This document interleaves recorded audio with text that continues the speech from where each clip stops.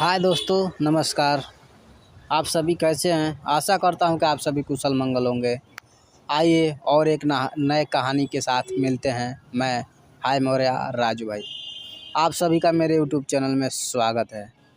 आइए सुनते हैं आज एक नई कहानी, जिन और इंसान की। ये कहानी कितनी पुरानी है ये मुझे नहीं पता, क्योंकि ये कहानी मैं अपने बुजुर्गों के मुख से सुनता हूँ, आज भी सुनता हूँ और पहले भी सुनता था।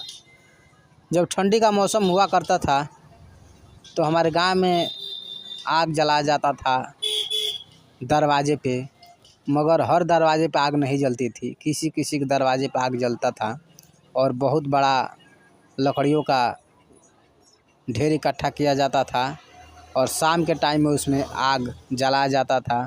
और जो पुआल होता है, धान का पुआल, उसका बिट्ठा बनाकर रखा रहता था और उसी पर हम लोग 8, 10, 15 यानी 20-20 लोग एक जगह बैठते थे।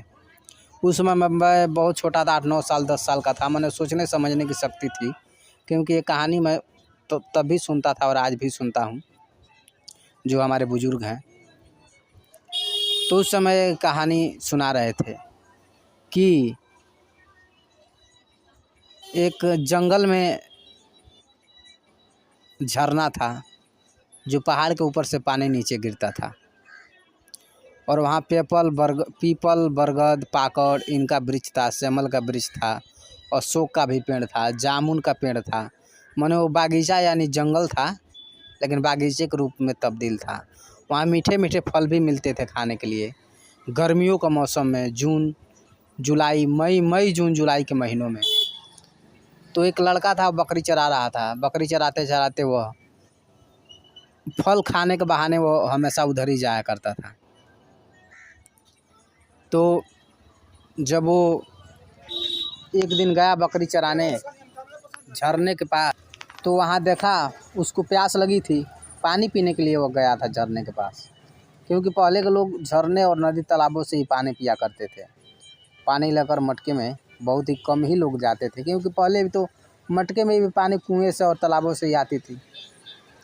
इसलिए दोपहर का मौसम था और उसे प्यास लगी तो झरने के पास गया पानी पीने के लिए। वहाँ देखा वो कि अभी कुछ दूरी पे ही था कि देखा कि एक लड़की नहा रही है। वो लड़की बहुत ही सुंदर थी और कपड़े पहने हुई थी, मगर जालीदार कपड़े थे, जैसे मैंने सारा शरीर भीग जाए, अच्छे से वो नहा रही थी। और कुछ समय के बाद वो सारा कपड़े निकाल दी और नंगा ही होकर नहा रही थी। और वह झरना बरगद के पेड़ के छाँव में था। बरगद का पेड़ इतना बड़ा था कि वो झरने को भी ढक दिया था। वहाँ माने छाँव था, सुहाना मौसम था। वो लड़का देख लिया तो कुछ दूर तक रुका, कुछ देर तक रुका वो, तभी उस लड़की का निगाह उस लड़के पे पड़ा। तो लड़की तुरंत कपड़े पहनकर उसके पास आई और बोली, तुमने मुझे देखा है और तुमने मुझे नंगा देख लिया, इसलिए मैं अब तुम्ही से शादी करूँगी। लड़का हिचकिचाने लगा, सोचने लगा। लड़का पूछा, तुम कौन हो, कहाँ से हो? मैं कुछ जानता नहीं हूँ, फिर मैं तुमसे शादी कैसे करूँगा? वो बोली कि वो तुरंत बता दी कि मैं एक जिन की लड़की हूँ, रेशमा नाम है मेरा, और जिन्नात और जिनों को कोई देख नहीं पाता है, लेकिन तुमने देख लिया है। इसलिए इसमें रीति रिवाज है कि जो भी लड़की को नहाते हुए या देख लेता है नंगा, अगर देख लिया कोई इंसान, तो शादी उसी से होती है और मैं तुम्ही से शादी करूँगी। लड़का भी हष्ट पुष्ट था, तंदुरुस्त था, खूबसूरत था। ऐसा नहीं था कि सांवला काला या ऐसे कैसे लंगड़ लूज था। लड़का भी ठीक ठाक था।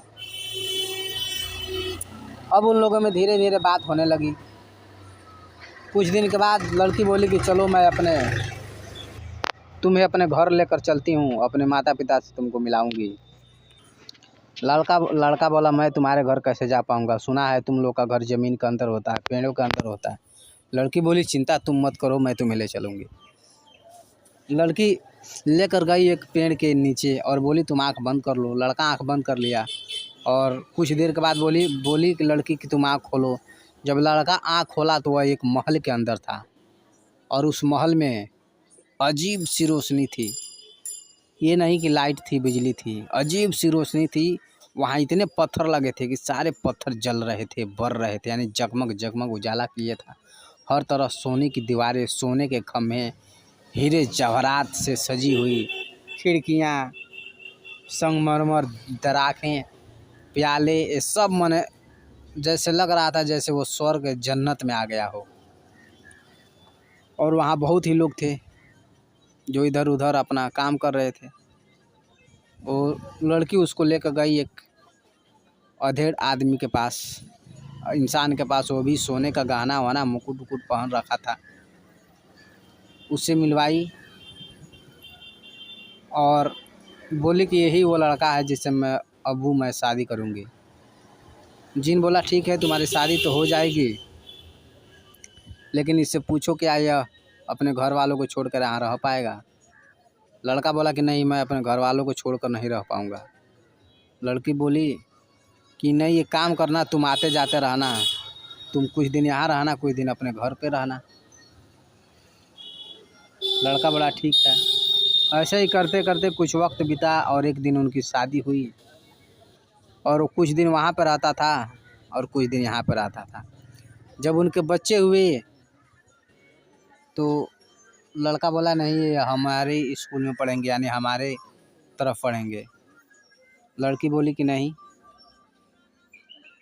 अगर यहाँ ये पढ़ते हैं सीखते हैं तो इनका दिमाग बहुत तेज़ होगा, जैसे मैंने हर चीज़ से असंभव काम को संभव करने में इनकी क्षमता होगी।